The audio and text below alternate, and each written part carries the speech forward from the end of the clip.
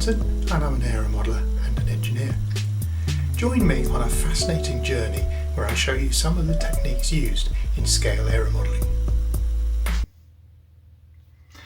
Hello again, modellers. Welcome back to the workshop.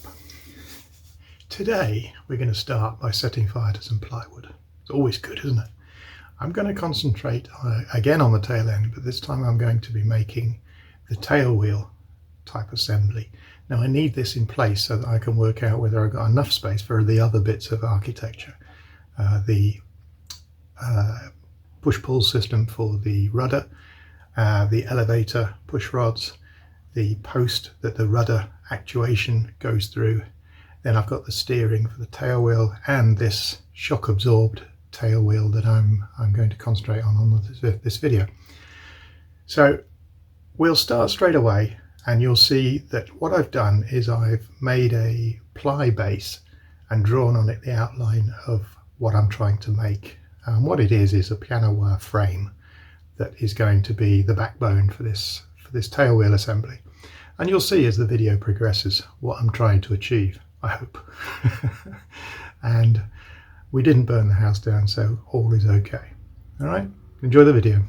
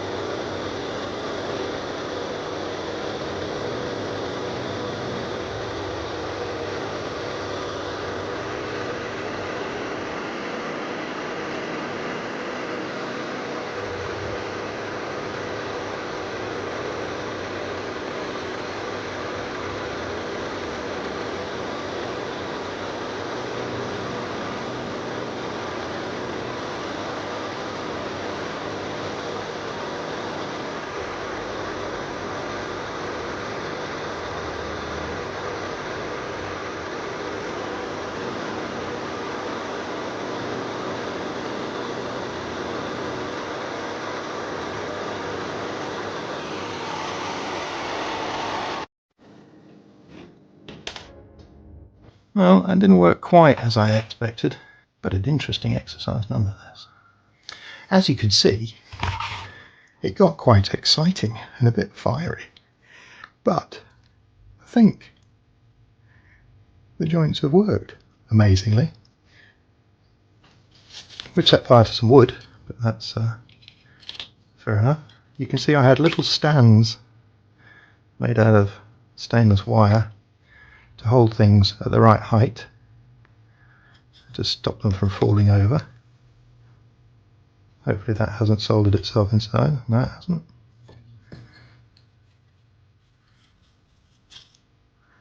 And then there's another one here just to hold it still. And you saw on the first video how I had held these together to do those.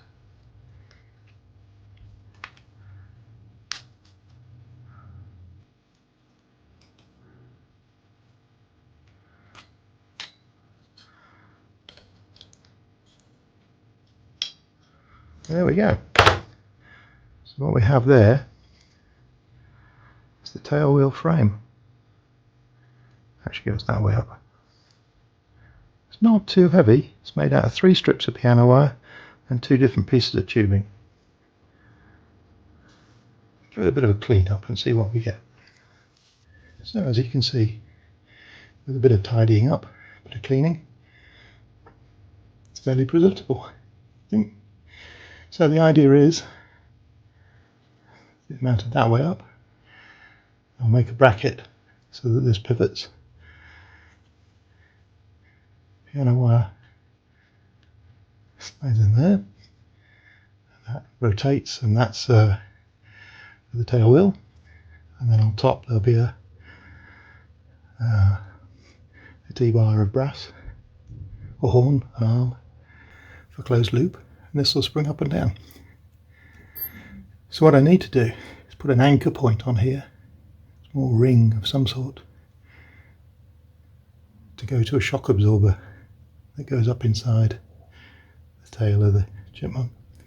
And I'm going to use an indoor or an outdoor off-road buggy type shocker. See if that works. Anyway, there you go.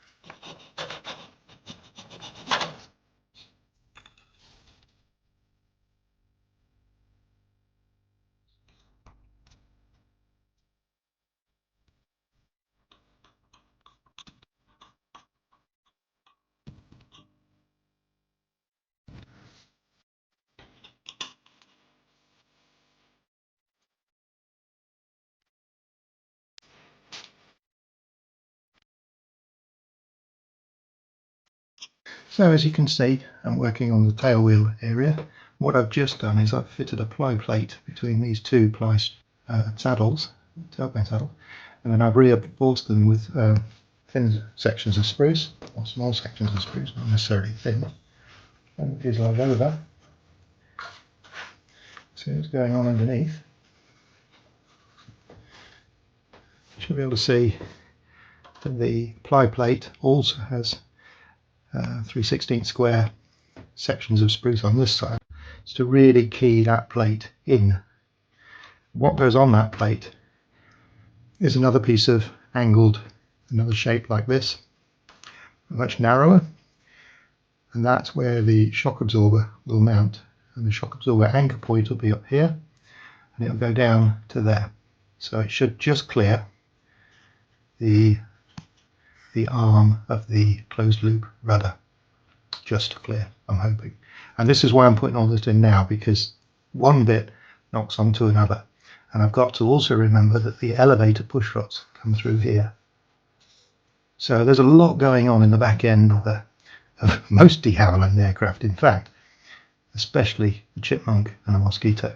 So what I've yet to figure out and how to do is I've got to sheathe this so that there's a flat triangular panel goes on there, this edge floating in midair, and then a flat triangle along here and along here, again floating in midair, and then another closing triangle on this side to make this into a big box. And that's how it is on the Chipmunk. I've yet to figure that out. I mean, it's got enough strength in how it is now, so it's only aesthetic. So I could use plasticard, and it's tempting, but whether it would be rigid enough to shape and make look solid is a difficult one. I could just use balsa, which is actually very tempting because I can get the shape exactly as I want it, and then I could cover it in something to give it a bit more rigidity. I could even glass it, I suppose. But once that's done, then the tail wheel section is complete. It almost looks like a retract, doesn't it? Maybe de Havilland should have done that. Whether I continue now with the fork, and there's a 2-inch wheel to go on here, I don't know. I don't need to. What I really needed to do was to make sure I could get this and the shock absorber in amongst all these other bits and pieces, and I think that should work okay. Whether this is rigid enough, whether this is strong enough, only time will tell. I tend to build very light, and the tail weight on a Chipmunk shouldn't be that great. Most of it should be on the mains, so as long as I land it properly, we should be good. So I'm not sure what next. Something.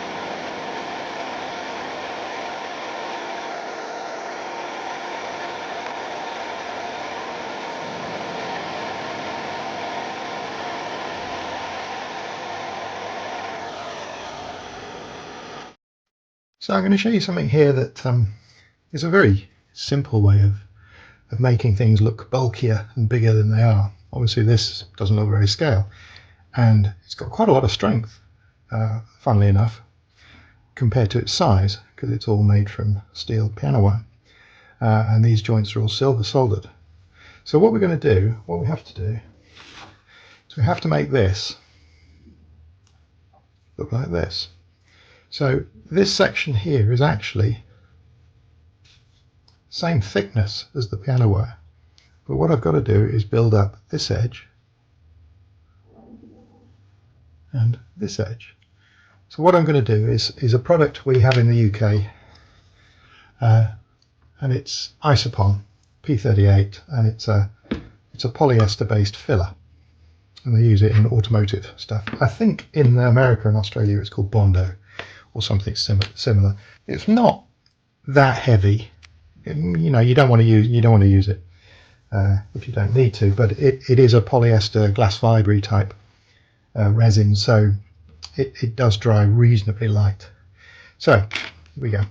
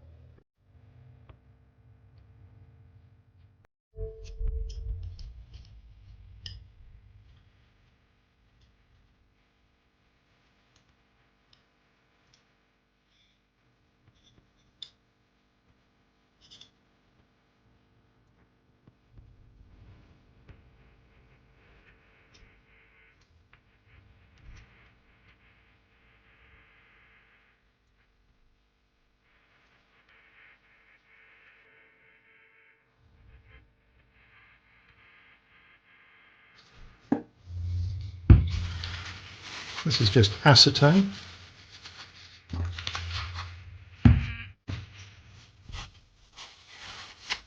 Clean the tools. Don't work it too hard, this polyester, because it goes off suddenly and quite quickly.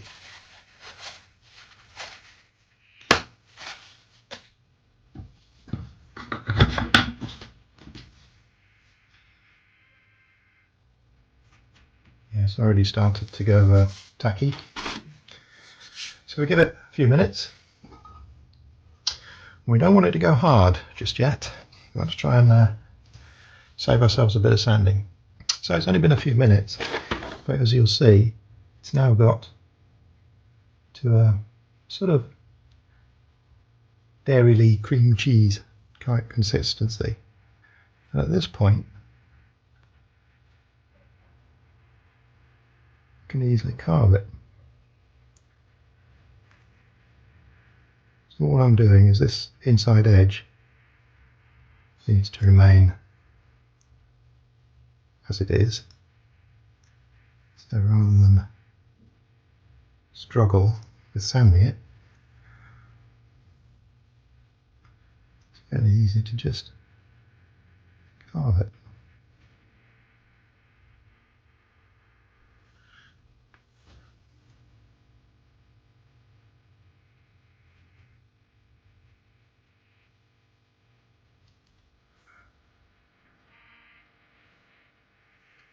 that. Then the outside edge I could carve. Actually I can. Just got to be a bit careful. You can always add more Bondo. If you take too much off, or you realise you haven't got enough on, you can take a bit off. But this is a lot easier to carve. This Philadelphia cheese mode than when it's hard. As you can see, it's getting harder all the time. It's getting less like cheese and more like I don't know, Gorgonzola. But it's still a lot easier to deal with in this state. So I may have to make it a little bit taller yet, but we'll sand that. Well, 10 minutes. We'll give it 10 minutes to go a little bit harder, and then we'll get the Permagrit rods files on it.